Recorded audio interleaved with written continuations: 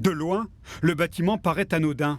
Et pourtant, c'est ici qu'Orano, ex-Areva, teste en laboratoire le recyclage des batteries électriques, avec un procédé très particulier, l'hydrométallurgie.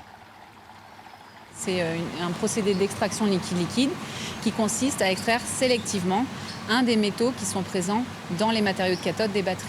Et son but est de produire des sels à très très haute pureté qui vont être réintégrés dans les nouvelles batteries. Ces sels très purs, justement, les voici après ramification. Tout ce qui fait l'alchimie de la batterie électrique, testé un peu plus loin, en grandeur nature. Entre ce que vous avez vu précédemment et ici, vous avez un facteur 100 d'échelle. Vous êtes sur un pilote industriel d'hydrométallurgie qui nous permet de valider la robustesse de notre procédé. Tout va donc aller très vite. Il faut dire qu'il y a urgence. Les batteries actuelles des véhicules électriques qui sont sur le marché seront dans 10 à 15 ans en fin de vie. Il faudra les recycler. Et d'ores et déjà, les batteries que l'on construit dans nos gigafactories en France vont produire des rebuts que l'on peut déjà recycler. Donc il faut aller vite pour pouvoir utiliser ces matériaux, ces matières qui sont des matières stratégiques à l'échelle de la France, à l'échelle de l'Europe, dont on a besoin pour l'évolution du marché automobile.